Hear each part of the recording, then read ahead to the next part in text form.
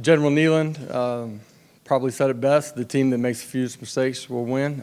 We did obviously not play to that standard on Saturday. Everybody in the building is disappointed. You can still sense it from the players today, the disappointment and hurt. And a lot of lessons for us to learn, and we better learn them quick.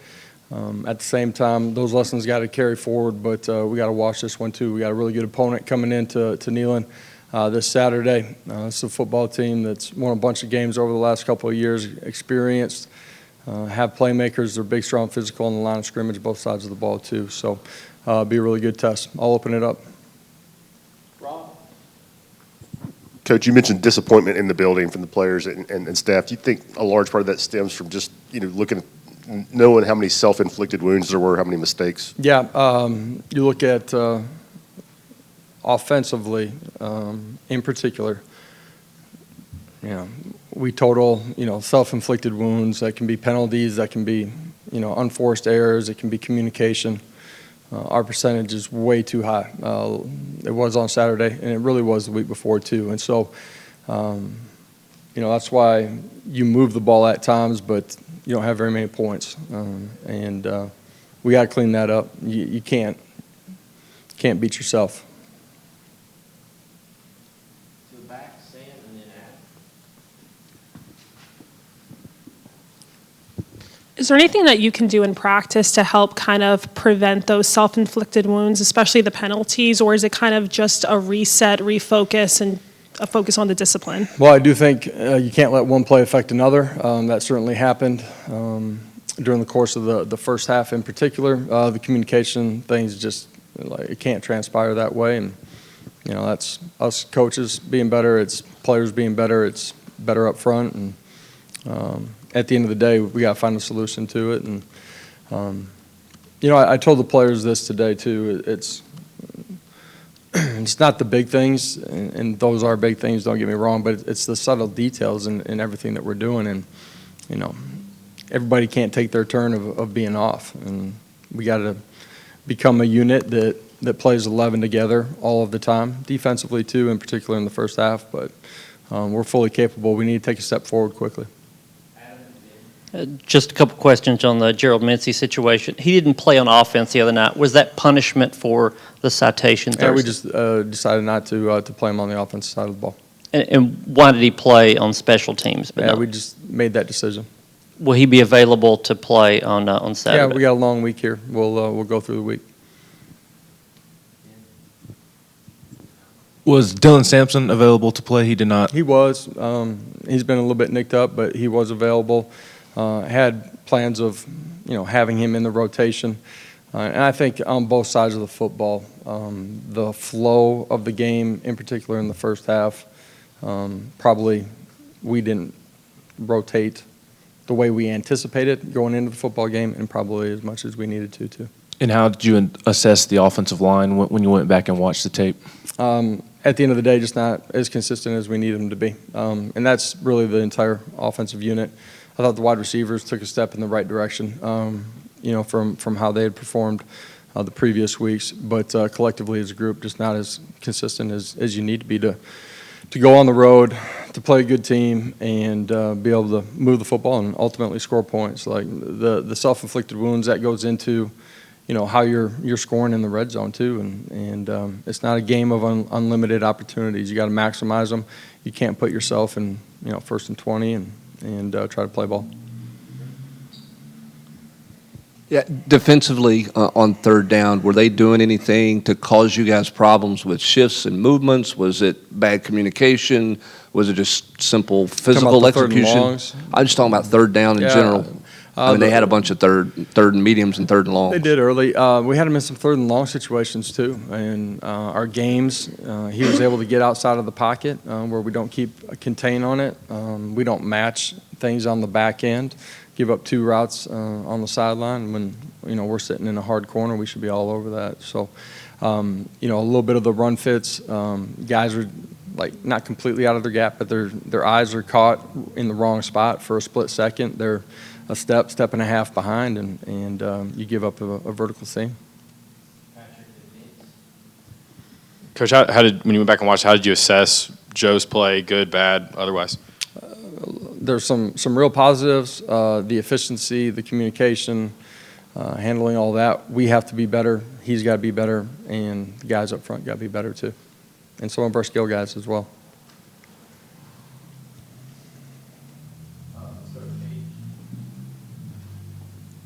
You mentioned that not everybody can have their turn to be off. When you look at the first 3 games, is the needle moving on kind of what the biggest issue is, or is it kind of the same few issues every game? The needle has moved on some of it. Some of it from week 2 to week 3 didn't completely get cleaned up. We got to grow and go. You know, for our football team, I said this, like, everybody sees the big picture stuff. The small details is where this game's got to be won and played, and we have to get better at that. Josh, how important is it to operate in your offense to be able to escape the pocket and throw off platform and sort of create plays from that quarterback position? Extended plays are a big part of any offense in today's game because of what you're facing up front, the pressure packages that you're inevitably going to see, the ability to move, make plays with your feet is a part of the game. That can be tucking it and running it. It can also be extending and making plays, outside of the pocket where you're throwing the football down the field. Josh, I know you can't replicate crowd noise on the road in the SEC, but in practice throughout the week, what are some things you can do to try to prepare for that? We've done a lot of things. Need to ramp it up, I guess. And when I say I guess, meaning only intensify it. We got to be able to function better than we did. Part of that is the noise. Part of it's being able to reset from one play to the next. That's the hardest part to replicate during practice. Josh, I guess most of us who aren't football coaches probably look at a quarterback's play as, was this throw accurate, or did a guy hold on to the ball too long or something like that? But as someone who obviously designed the offense. We look at that too. Yeah, but in terms of like all the other stuff that y'all do look at, right, in terms of, managing, administering the offense, where is Joe in that part of the game? He did some really good things the other night. The pick, we can't just throw it up. He'd like to have that one back. Man, we got to be better in protection too in that situation. The decision making, where he's going with the football. I said it before the game. I'll say it after the game too. He was in the right spots. Accuracy, like wide receivers being exact in their routes. All those things got to continue to improve for us to be as efficient as we need to be.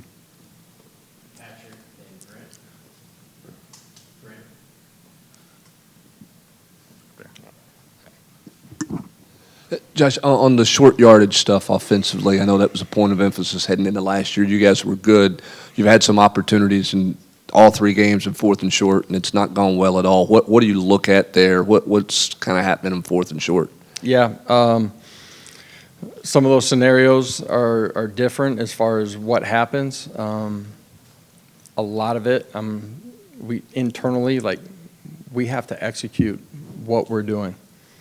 And that's where we're targeting, how we're targeting them, the fundamentals of it. We have to execute better in some of those situations.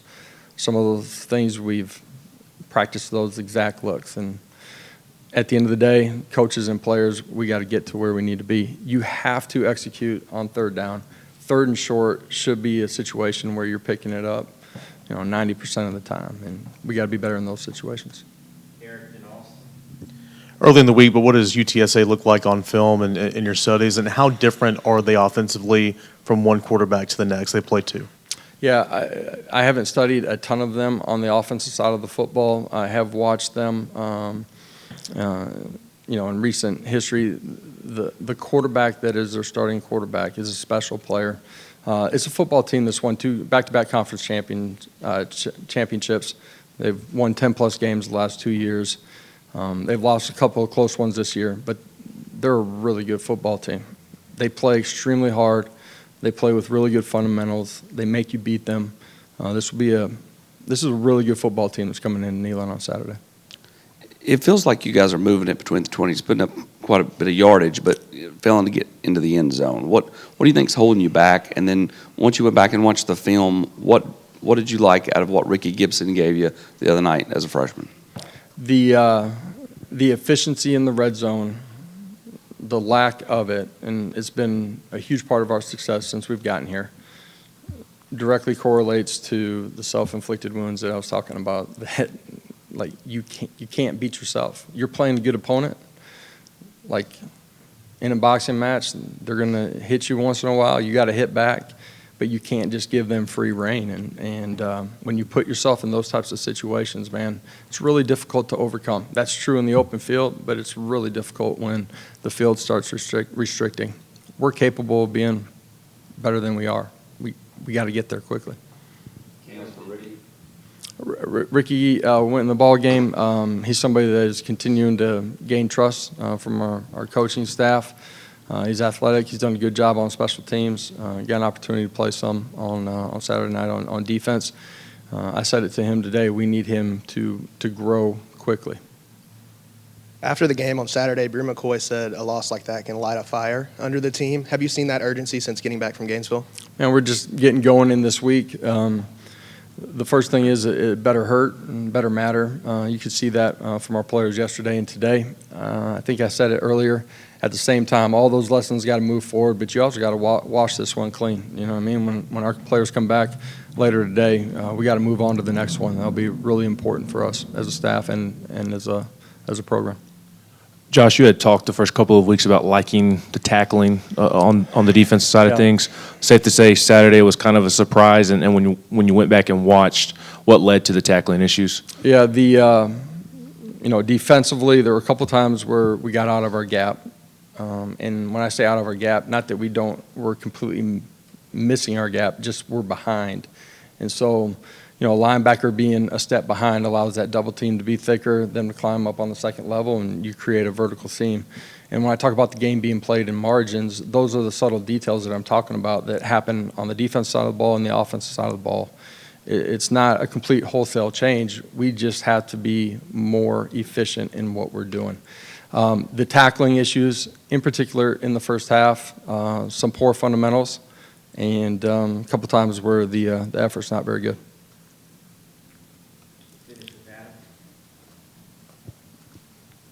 Josh, when you're looking at the communication from sideline to booth, sideline to field, and those sort of things on offense, how do you gauge after the game whether or not that was efficient enough or is fast enough? How do you guys as coaches do that? For us, like the efficiency of our tempo, we don't ever put a stopwatch to it. It's just how the bodies are moving, our ability to communicate, get lined up, get our cleats in the ground, identify who we're targeting, and all 11 guys operate in sync. You got to be able to do that. We didn't do it well enough, obviously, on Saturday night. Thank you, Coach. Thank you all. Have a great afternoon.